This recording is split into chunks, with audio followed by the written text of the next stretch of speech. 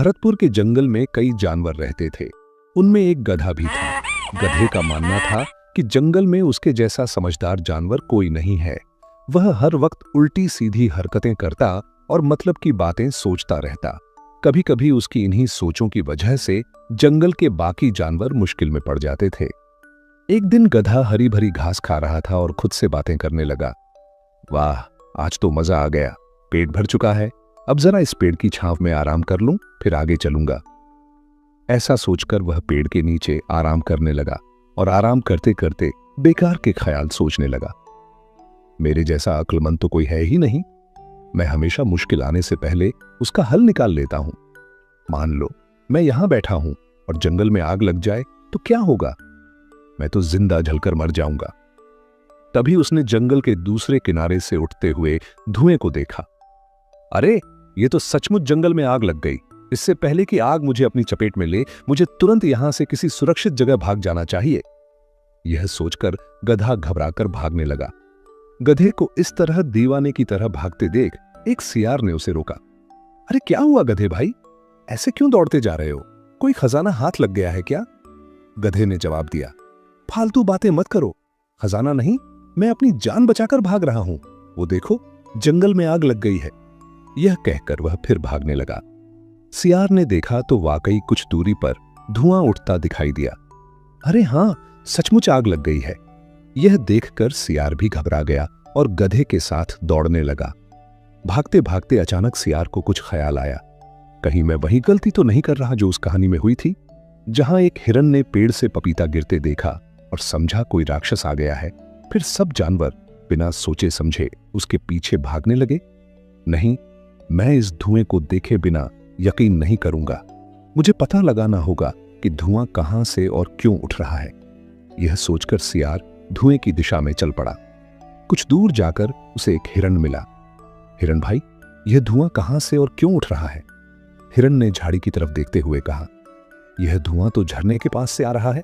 वहां मैं, खरगोश, बंदर और लोमड़ी, हम 4 दोस्त पिकनिक मना रहे हैं।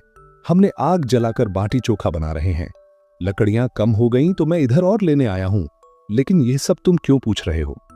सियार ने जवाब दिया, मुझे उस धुएं से क्या मतलब हिरन भाई।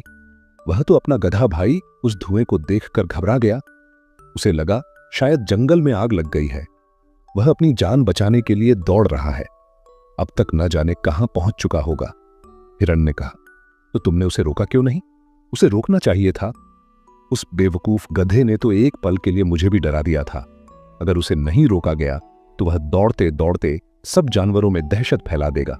सियार, तुम ठीक कहते हो हिरन भाई। हमें तुरंत उसके पीछे जाना चाहिए और सच्चाई बतानी चाहिए। दोनों जानवर उस दिशा में दौड़े जहां गधा गया था।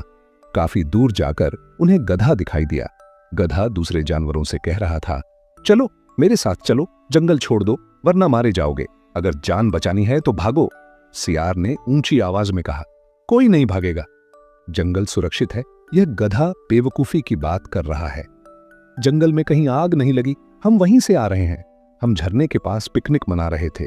यह जो धुआं है वह वहीं की आग का है जिस पर हम खाना पका रहे थे। और गधे ने इसे आग समझकर बिना सोचे समझे दौड़ना शुरू कर दिया। यह सुनकर गधा शर्मिंदा हो गया। सब जानवरों ने राहत की सांस ली।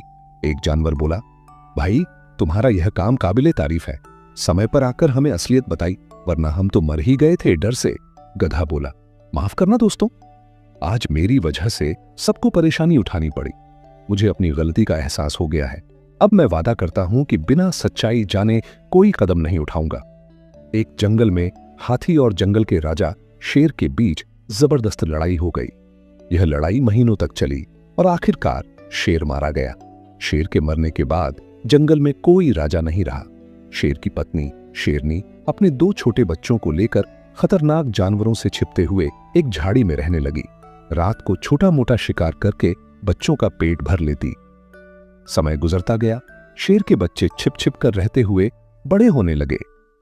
इस तरह छिप कर रहने की वजह से वे बहुत डरपोक बन गए। यहां तक कि झाड़ी में बकरियों की सरसराहट से भी कांप जाते।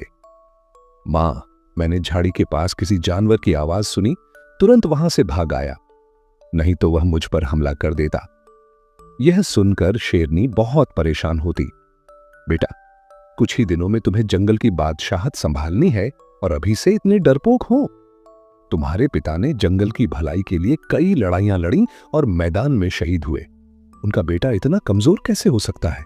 शेर का बेटा, मां, मैं डरपोक नहीं हूं।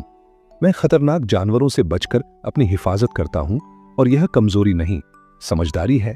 समय गुजरता गया। एक दिन मां बेटा झाड़ी के पास जा रहे थे तो उन्हें सियार के बच्चे के रोने की आवाज सुनाई दी।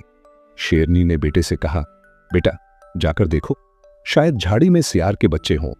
बेटा, मां, मैं अकेला कैसे जाऊं? कहीं वह मुझ पर हमला न कर दे। मां ने कहा, बेटा मैं तुम्हारे पीछे हूं, जा, कुछ नहीं होगा। शेर का बेटा डरते डरते झाड़ी के पास गया। एक कोने से झांक कर देखा तो दो छोटे सियार के बच्चे नजर आए।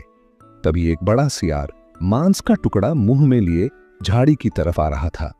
अरे, ये तो मेरी तरफ आ रहा है, अगर मुझे देख लिया तो मार डालेगा। यह सोचकर शेर का बेटा तुरंत भाग खड़ा हुआ। शेरनी ने यह सब दूर से देखा और गुस्से से बोली, हाँ, कैसा शेर का बेटा, एक सियार से डर गया। अपने पिता की इज्जत का ख्याल कर। अब जब तक तू सियार के बच्चे को मारकर नहीं लाएगा, मुझसे बात मत करना। यह सुनकर सियार, जो पीछे छिपकर सब कुछ सुन रहा था, दौड़कर अपनी पत्नी के पास आया और बोला, आज रात बच्चों की हिफाजत करना, सुबह तक कुछ न कुछ उपाय सोच लेंगे। सुबह होते ही सियार के दिमाग में एक तरकीब आई। उधर शेर का बेटा भी मौका देखने लगा कि कब सियार बाहर आए ताकि वह बच्चों को मार सके। थोड़ी देर बाद सियार ने अपनी पत्नी से कहा, जो मैं कहूं वही करना। अगर चाल कामयाब रही तो शेर से हमेशा के लिए छुटकारा मिल जाएगा। सियार झाड़ी के बाहर आ गया और उसकी पत्नी ने बच्चों को जोर जोर से रुलाना शुरू कर दिया। शेर के बच्चे ने आवाज सुनी, अब सियार बाहर आएगा तब मैं उस पर हमला करूंगा। तभी सियार ऊंची आवाज में बोला, क्या हुआ? बच्चे क्यों रो रहे हैं?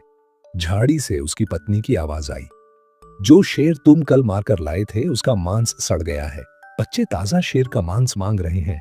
सियार बोला, ठीक है, तुम बच्चों को चुप कराओ, मैं देखता हूं, आसपास कोई शेर है तो उसे मारकर लाता हूं। यह सुनना था कि शेर का बच्चा डर के मारे भाग खड़ा हुआ। उसकी मां भी उसके पीछे पीछे दौड़ पड़ी। वह बच्चा फिर कभी उस जंगल में वापस नहीं आया।